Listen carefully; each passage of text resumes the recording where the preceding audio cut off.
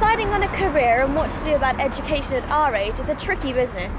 There's plenty of advice from parents and schools, but deciding if it's right for us, well.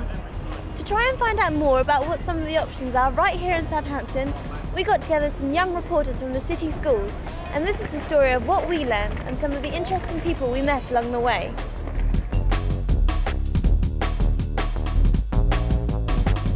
Sometimes people at a young age think that the choice they make when they leave school is that's it, it's settled, and I think that's probably wrong. For some young people, working and studying is something they're very keen on. We found an interesting take on that at Inchin College.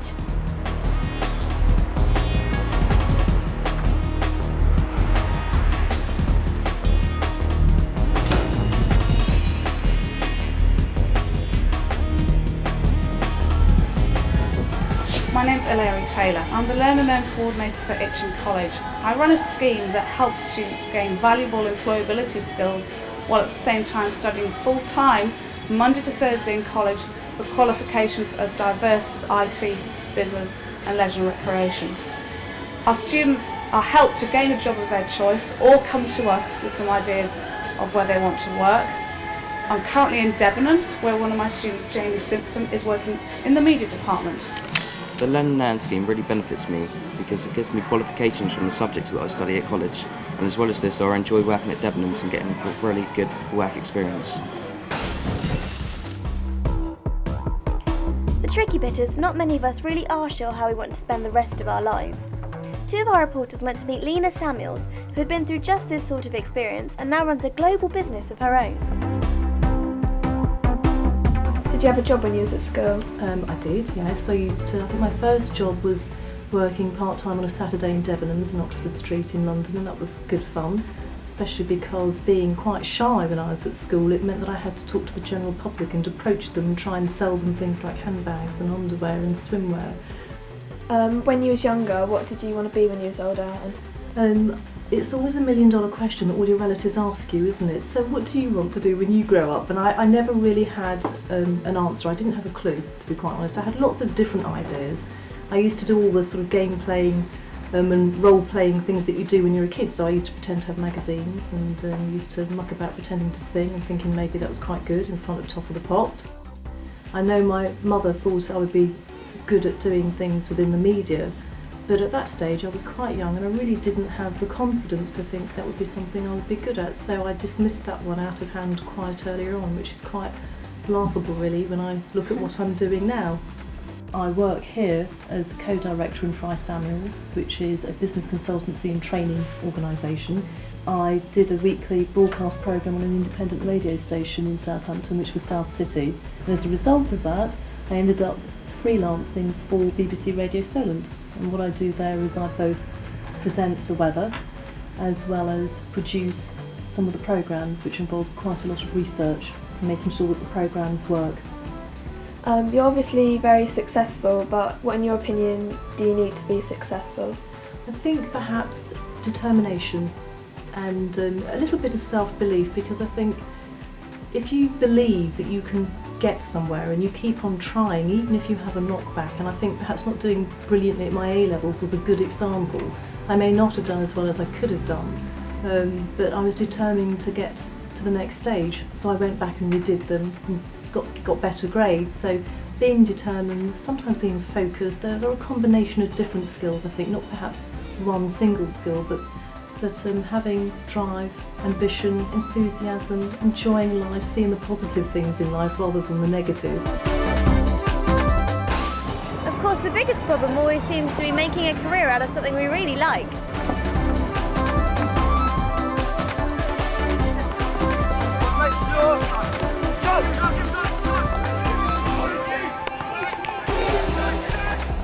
Hi, I'm Lucy. Just come in off a football academy session with college.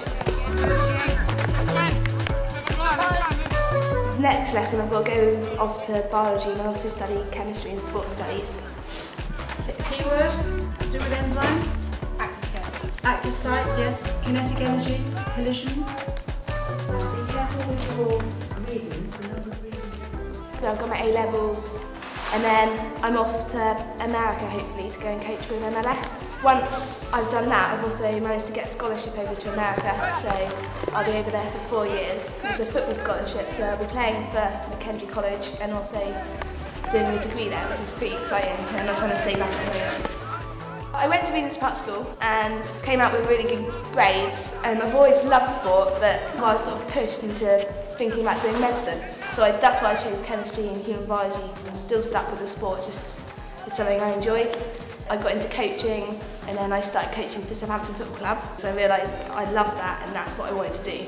I didn't realise what I wanted to do until I started coaching, basically. Taunton College offers so many opportunities, not just within sport, but also within drama and any other academic subject.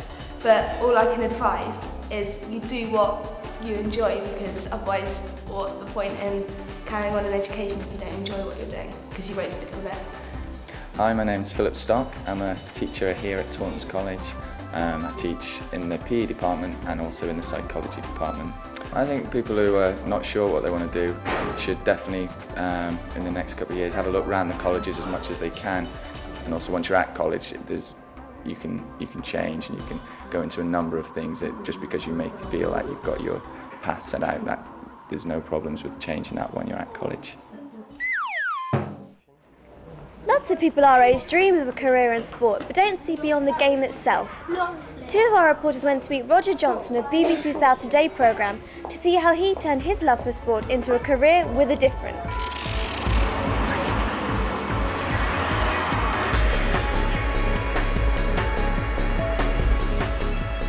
How much money do you earn? How much money do I earn? Not enough. Journalists in the BBC earn from about £18,000 a year. How did you get where you are now? I did what they call an internship when I was at university. I studied in England, but I did a year abroad in America. And when I did my internship, it was working for a radio station in San Francisco, which I really enjoyed doing. I didn't do a media studies course because when I joined the BBC about 10 years ago, media studies wasn't very common. I think probably now, if I was going to try and get into the BBC, I would need to have done a media studies course. So I was quite lucky really, because I don't think nowadays I would even get in to get to where I am now. I don't think I would get the job. Was you naughty at school? I was very well behaved. Oh. I think I was a little bit naughty actually. Is work as hard as people say it is? Work is hard because you have to go and do it. I mean, I know you think you have to go to school. Work is hard. I'm lucky because I really enjoy my job. But it is hard work because, the older you get responsibilities. I've got a little baby now, me and my wife, so I've got to go to work because we've got to pay to heat the house and pay to feed him and everything else. But really, you have to enjoy your time at school because it is such good fun, and you'll look back and wish that you could do it again. And just enjoy it, but when you've got to work, you've got to work. When I'm older, I want to be a fitness instructor. Do you have any advice? Well, work hard. I mean, I know that's a real cliche. If you want to be a really top fitness instructor, you've got to understand the science and the physiology, I would think, that goes behind fitness and physical activity.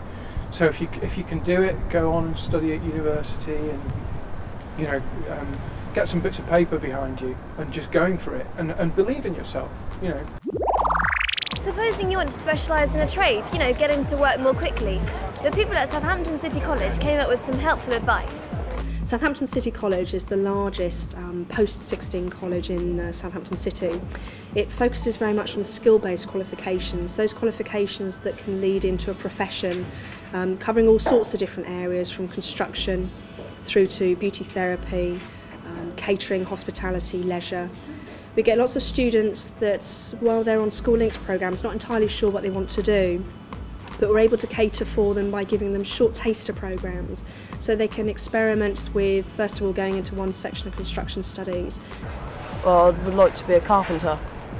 Well, I wanted to do it under my own will, and me and my mum discussed it, and I chose this place because I thought it would be a better thing. It has been so far. It's taught me a lot of things. Trying out engineering. I like to go to college and study law and become a lawyer when I'm older. I just thought it would be quite fun to do something different. It's good here, so you should come. Maybe trying out maritime studies, which is quite a specialism of Southampton City College. We recognise the fact that not everybody wants to go through an A-level route. This term we've started working on our own engine. And we just told the basics on how to work on cars and stuff like that. By the time I was 3 I could name nearly any car I wanted to. And I've always used to help my dad working on this car. The fact that you can do skills-based qualifications doesn't mean that you're ultimately just going to be going on to a low-paid job. In fact, lots of people will set up their own businesses with the skills that they have and earn ultimately quite a good wage. Wiring up boards, learning how to wire up lights in a house. Try it out, see what it's like. Like using my hands, I like it. Southampton City College is going through quite a major expansion at the moment. We're having a big campus redevelopment with new learning and training centres, and that £10 million campus development is going to be ready for the summer of 2004. The one thing we never think about at this stage is that we may always change our mind further down the road, and that not every job is a job for life. I couldn't have imagined that at the age of 18 that going to university to do this thing to do a degree on in chemistry I'd actually end up over a decade later studying to be a politics lecturer. One thing I've recognised is that every job you do is limited to a certain extent. It pushes you down certain ways. So at the moment, my job at the moment is very academic. I realise there are various things that I enjoy doing and would like to do. For example, skills using my hands, working with woodwork or plumbing or something like that. I think Southampton is a great place to be because it's, in terms of education, because you've got institutions of all different sorts, from colleges of further education right the way through to Southampton Institute and the university. I mean, the university is one of the top 10 research universities in the country, so it's one of the leading universities, and you've got right the way through the spectrum of different types of activities. Whether you're interested in vocational work, whether you want to be a plumber or work in electronics, or right the way through to the leading edge of things like oceanography or sound and vibration, or my own subject, politics. Of course, if you do work hard and you do work well at something you enjoy, your career can progress in really exciting ways. One of our reporters spoke to Patrick Trant, who's built up one of the region's most successful building firms. In Somerset we had to refurbish a reservoir for Wessex Water a few years ago. That's an MOD station. Do you do this because you like it a lot?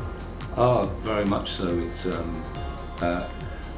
when you do an office block or you do housing, a retail park, whatever involved in that, you're a participant in that, you can walk away and you've actually built something. There's a product there, you're not just passing paper around an office, you've contributed and it's going to be there for the rest of your life and for generations to come. It's creative, you know, I want to be on the creative side. As I say, it wouldn't have suited me to be in an office writing insurance policies. I think the opportunity now is golden for people who want to be plumbers, carpenters, bricklayers, chefs, mechanics. My advice to you is look at an industry that's got potential. Very important then to pick an employer that's going to give you the training in what you want to do. When you're a boss of a building company, do you get nice cars and stuff like that? Yes, there are some nice perks and a car is one of them. Would you like to come and see it? Yes, please. The Ascension Islands in the south.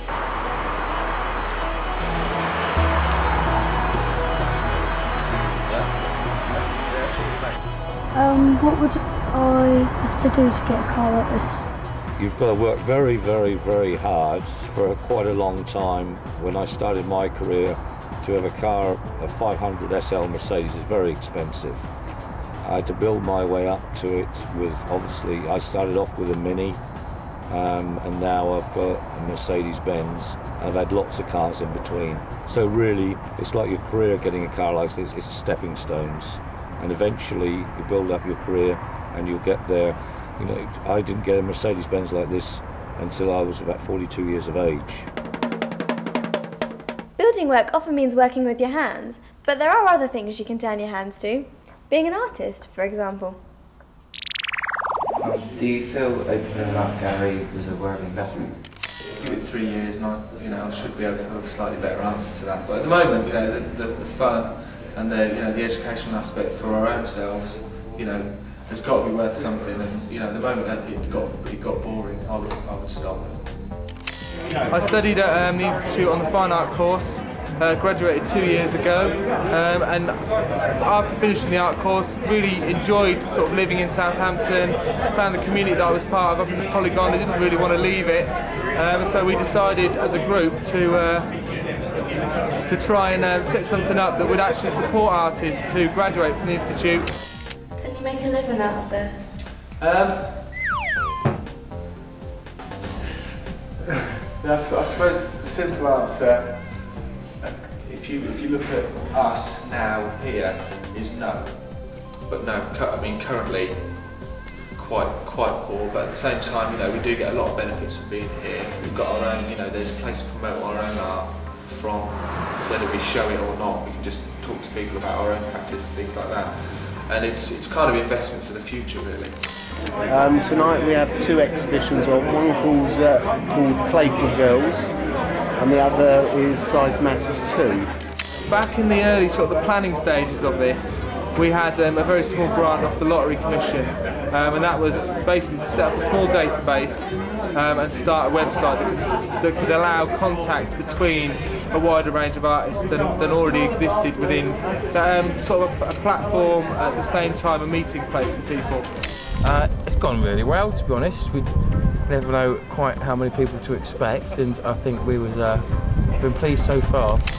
We met on the 29th of June in the park, and we sat there and said, are we doing something or not? And it was as simple as that. And we were so fed up with the opportunities for emerging artists that we said, right, we've got to do something about this. It is hard, but we're all happy, we all enjoy it. So life is good, there's more positives than negatives. You might want to do something that benefits people in need. One of our reporters went to meet a man who switched from engineering to inventing and now works with an inventors club at Southampton Institute.